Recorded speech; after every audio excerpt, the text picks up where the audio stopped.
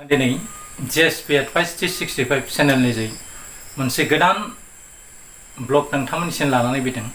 बे ब्लगाव आं स्पेशली आथिखालाव बर'फोरनि गेजेराव आसाम भेन्चार स्कुल प्रभिन्सियेलाइजेशन एक्ट 2017 लोगोसे बिटिआरनि 6.3 दफाखौ लानानै बर' ओनसोलाव थानाय भेन्चार स्कुलफोरखौ भेन्चार स्कुल लोगोसे कलेजफोरखौ माबोरै बे बिटिआरनि 6.3 दफानि जै फुलि प्रभिन्सियेलाइजेशन खालामनांगौमोन, दा बेखौ लानानै गोबां दान्थे बिदान्थे जोंनि दैदेनगिरि आरो सरकाराव गादियाव थानाय बिथांमोनजों गोबां दान्थे बिदान्थे जाबाय थानायखौ जों नुदों।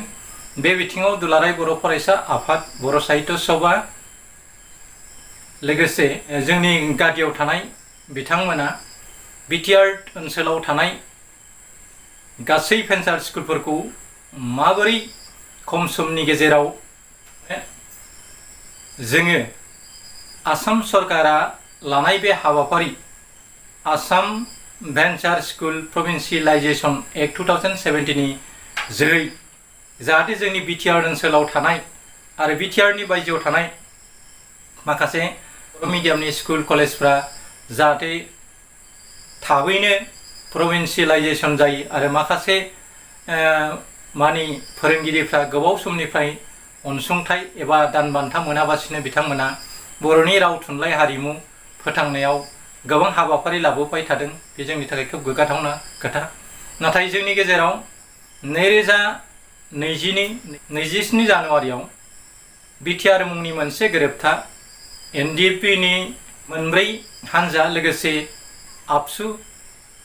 आबसुनि थान्दै आरो साखि महरै आसाम गभर्नमेन्ट जानानै भारत सरकारजों मोनसे खोब गिदिर मोनसे दफाखौ लानानै सावरायनायनि गेजेरजों बर'फोरनि जि बिग्रायारि जेंना, बे बिग्रायारि जेंनाखौ माबोरै समाधान खालामनो हायो बेनि वेखौ लानानै दुलाराय बर' फरायसा आफादाबो गोदोनिफ्राय नाजाबोबाय थादोंमोन आरो बेखौ माबोरै खम समनि गेजेरावनो जोंनि बिदा फंबायफोरखौ दाउ अमाफोर बायदि आर्मि मिलिटारिया बुथारबाय थानाया बारानिफ्राय बारा जाबोबाय थादोंमोन।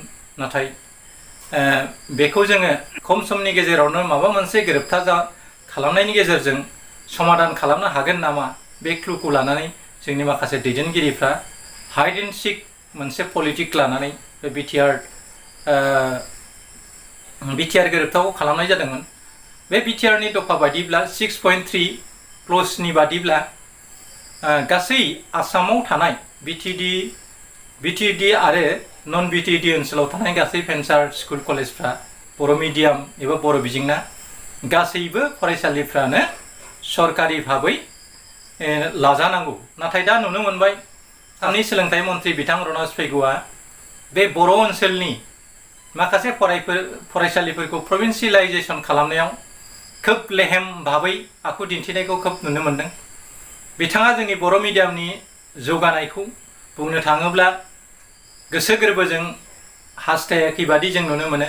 मानोना बिथांखौ थांनाय समफ्राव क'क्राझाराव जाबायदि प्रेस मिटनि गेजेरजों सावरायनाय जादोंमोन, खौरांगिरिफ्रा सोंनाय जादोंमोन नोंथाङा बिटिआर ओनसोलाव थानाय फरायसालिफोरखौ माबायदि रोखोमै सरकारि अनसुंथाइ खालामगोन एबा माब्ला खालामनाय जागोन, बेफोरबायदि सोंथि सोंथा खालामनायाव बिथाङा बुंदोंमोन बेखौ सानलाय हलायनि गेजेरजों बेखौ जोङो खालामनाय जागोन। लोगोसेयावनो बेखौ आसाम भेन्चार स्कुल प्रभिन्सियेलाइजेशन एक्ट 2017 नि जोहैसो बेखौ प्रभिन्सियेलाइज खालामनाय जागोन होननानै बिथाङा खोथा होदोंमोन। बे बिथिंखौ नोजोर होयोब्ला आथिखालाव बिटिआरनि 6.3 क्लजआबो बुंनो थाङोब्ला बे आयेनाव महर मोनाखै।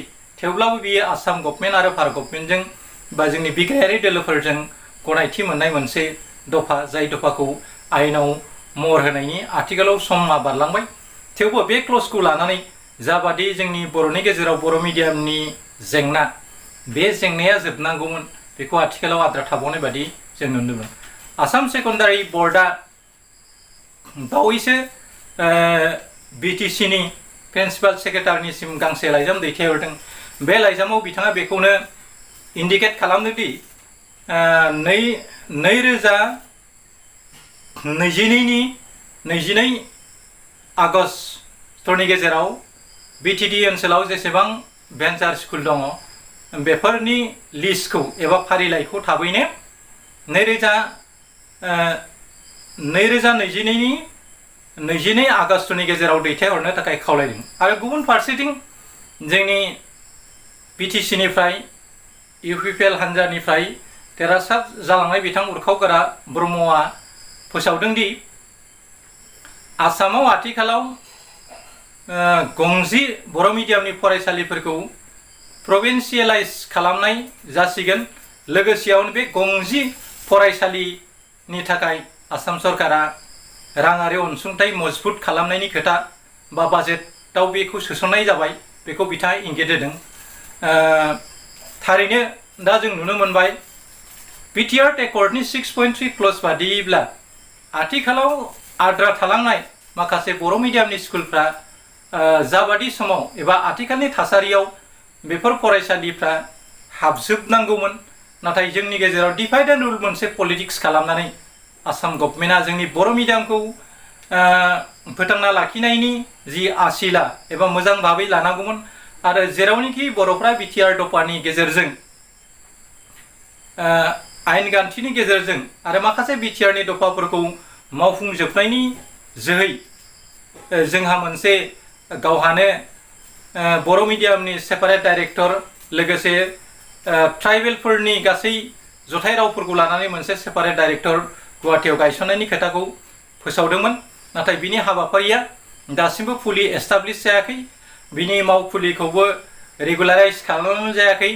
बेखौ नोजोर होयोब्ला जोंनि ट्राइबेल कमिउनिटिनि रावफोरखौ मोनसे जोबथेसालियाव दोननानै जोंखौ जोंनि राव थुनलाइखौ लेहमै भाबै जौगालांनायखौ नोजोर बोनानै बेफोरबादि हाबाफारिखौ लानायखौ जों नुनो मोनदों। मानोना BTRनि दफा बादि फैफानाय माखासे दफाफोरखौ जाबादि समाव आयेनाव महर होनांगौमोन बेखौ आथिखालसिमबो आसाम गभर्नमेन्टआ गोसो होनायखौ नुनो मोनाखै।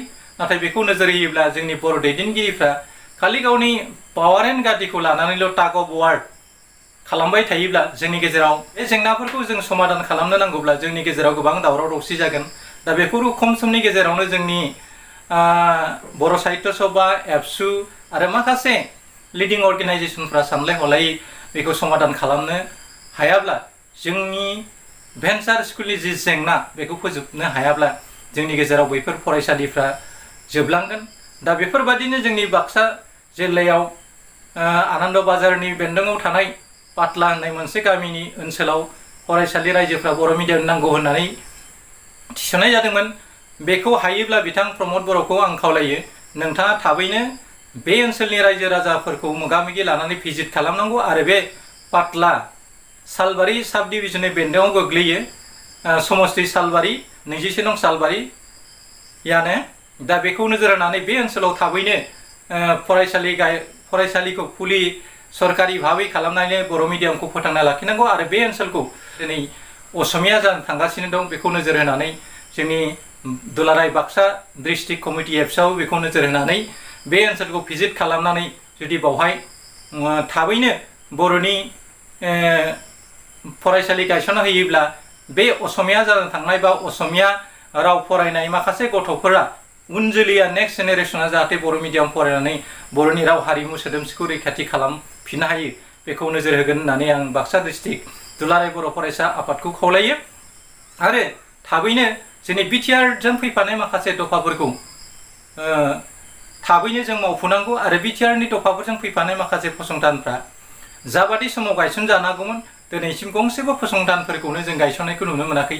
बेखौ नायोब्ला जोंनि BTR गभर्नमेन्टनि जिथु दैदेनगिरि बिथांमोनखौ BTRनि सागानगिरिफोरखौ गाव गावनि हाबाफोरखौ मावफुंनायाव फैलार जादों होननानै जों बुंनांगोन। फारसेथिं BTC इलेक्शननि समाव रायजोफोरनो जा रादाय होदोंमोन बे रादायनि दफाफोरखौ बिथांमोना मावफुंनो हायैयाव बिथांमोननि फारसे गाज्रि मोननाया आथिखालाव रोखा रोखा जाबोबाय दङ।